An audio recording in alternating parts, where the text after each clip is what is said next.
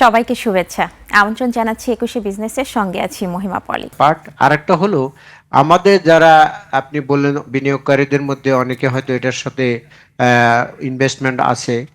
এখন রেগুলেটর একটা জিনিস আমরা দেখি, আমাদের সবসময় বলে থাকেন যে শেয়ার মার্কেট ঝুঁকিপূর্ণ, দেখে শুনে বুঝে বিনিয়োগ করুন। এই যে একটা স্লোগান, রেগুলেটরি স্লোগান, এটা আমরা হয়তো অনেক সময় অনেকে এটা ফলো করি না কারণ আমি আমরা এখানে একটু ইন্টারাপ্ট অনেকটা করব আপনাকে। আপনি বলছেন যে রেগুলেটরের যে স্লোগানটা, সেই স্লোগান অনুযায়ী কি আসলে চলা হয়? আর্থিক প্রতিবেদন দেখে আমরা সেই যে আর্থিক প্রতিবেদনটা অনেক সময় প্রকাশ করা হয়, সেটাও কি আসলে সঠিক থাকে? আরেকটা বিষয় হচ্ছে যে ৬ বছর আসলে তারা এজিএম করে নাই, আর্থিক প্রতিবেদন প্রকাশ করেনি। তো এটা নিয়ন্ত্রক সংস্থা কেন সেটা দেখে নাই?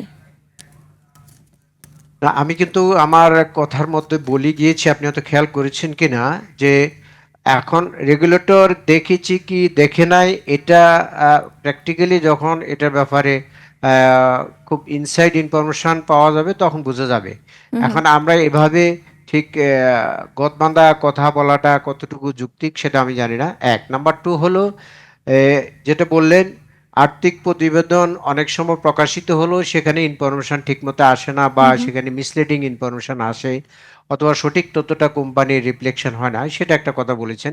হ্যাঁ, এরকম কিছু কিছু আছে। এর মধ্যে আমরা জানি বিসেকের একটা প্যানাল অডিটর লিস্ট আছে, সেই প্যানাল অডিটর লিস্ট অনুযায়ী এই এই ক্ষেত্রে অডিট হয়ে থাকে। এখন external auditor as well as কোম্পানির হাই অফিসিয়াল এটার সাথে সামাও যদি ওরকম কোনো মিসলিডিং ইনফরমেশন থাকে, তারা হয়তো এটা এই বিষয়টা দেখার বিষয় আছে তাদের পার্ট।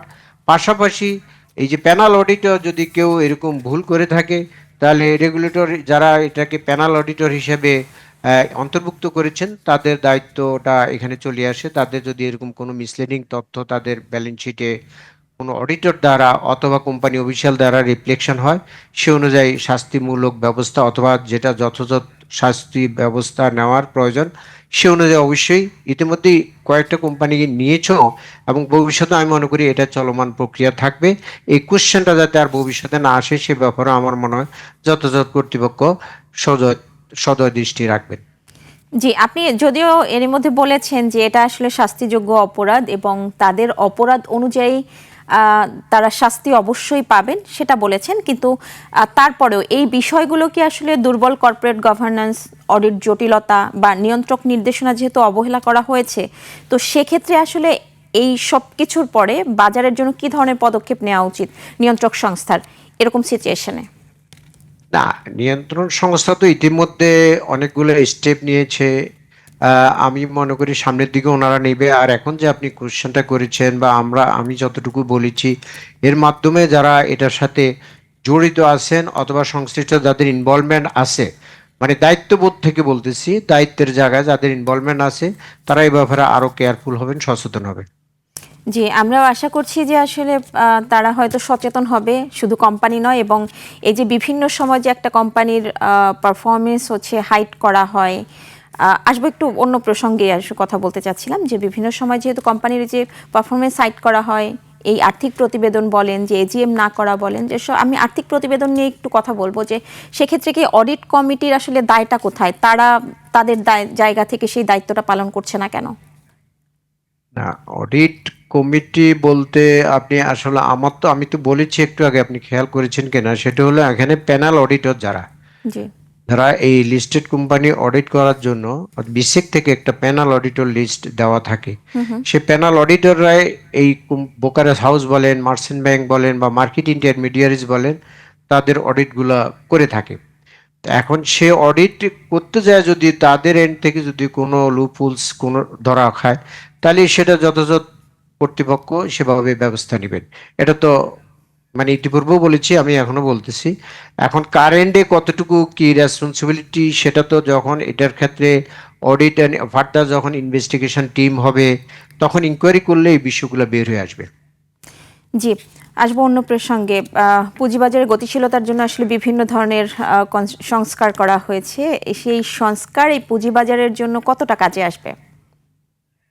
আমাদের মেইন যেটা রিফর্ম, যদি পলিসি রিফর্মের কথা বলি, পলিসি যেন আইপিও রুলস একটা আছে, মার্জিন ইস্যু রুলস আছে, মিউচুয়াল ফান্ড রিলেটেড যে রুলস, সেগুলা ইতিমধ্যে রিফর্ম মানে পলিসি রিভাইজ হয়েছে, সেখানে মার্কেটের ফিডব্যাক নেওয়া হয়েছে, প্লাস এটার জন্য যে কমিটি ফর্ম করা হয়েছিল, সেই কমিটির মানে আপনার রিফর্ম কমিটি, তাদের ফিডব্যাক নিয়ে, তাদের ইনফরমেশন নিয়ে এই পলিসিগুলো করা হয়েছে। যদিও কিছু কিছু ক্ষেত্রে এখনো প্রশ্ন আসে, যেটা হয়তো কোনো কোনো পয়েন্টে বা কোনো কোনো ক্লজে আপ টু দ্য মার্ক হয় না বা মার্কেট ফ্রেন্ডলি হয় না, সেগুলো হয়তো সময় মতো যখন অপারেশনে ফুল প্লেজে যাবে তখন যে সমস্যাগুলো থাকবে সেগুলো অবশ্যই মার্কেটের স্বার্থে সেগুলো অবশ্যই ফার্দার রিভিউ হয়তো করবেন অথরিটি, এটা আমরা মনে করি। আর এই রিফর্মগুলোর ফলাফল পেতে হলে আমাদেরকে আরো কিছুদিন অপেক্ষা করতে হবে। ডেফিনেটলি যে কোনো রুলস বা রেগুলেশন যখন ফর্ম করা হয়, সেটার ফলাফল শর্ট টার্ম, মিডিয়াম টার্ম এবং লং টার্মে পাওয়া যায়। তো আমরা মনে করি এই পলিসিগুলার শর্ট টার্ম, মিডিয়াম টার্ম এবং লং টার্ম ফলাফল আমরা আশা করি পাবো মার্কেটের, যখন সামনের দিকে আসবে তখন এটা আমরা রিফ্লেকশনটা বুঝতে পারবো।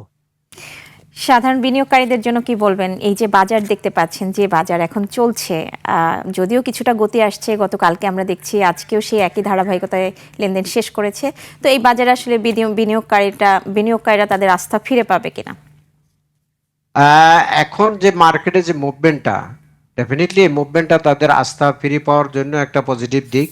কারণ এখানে আমরা যে কতগুলা বিষয় লক্ষ্য করতেছি, একটা হলো এই যে trade volume as well as index, দুইটার একটা পজিটিভ মুভমেন্ট। পাশাপাশি আপনি যে তিনটা সেক্টরের কথা বললেন, ব্যাংক, ফার্মাসিউটিক্যাল, ইন্স্যুরেন্স, এই জি তিনটা সেক্টরে আজকে মার্কেটে পারফরমেন্সের দিক থেকে লিডিং এ ছিল।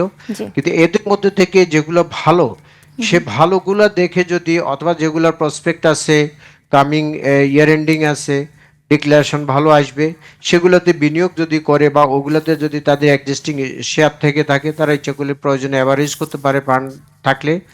আর আমি আশা করতেছি এই সমস্ত কোম্পানির এই ডিক্লারেশনগুলো যখন আসবে সামনে, তখন বিনিয়োগকারীরা যখন কিছুটা হলেও তাদের আশা অনুযায়ী ডিক্লারেশনটা পাবে, তখন তারা আশ্বস্ত হবে এবং মার্কেটে তারা সামনের দিকে আরও তাদের ফান্ড ফ্লো বাড়াবে। সেটা ব্যক্তি বিশেষ হোক, ইনস্টিটিউশন হোক, আমি আশা করতেছি এই এই ধারাবাহিকতা সামনের দিকে বজায় থাকবে।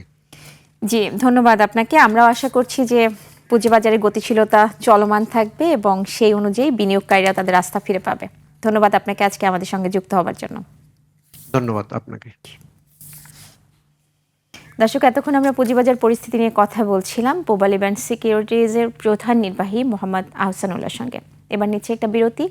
বিরতির পর দেশ বিদেশের ব্যবসা বাণিজ্য, অর্থনীতির নানা খবর নিয়ে আসছেন মার্জিয়া প্রেয়সী। সঙ্গে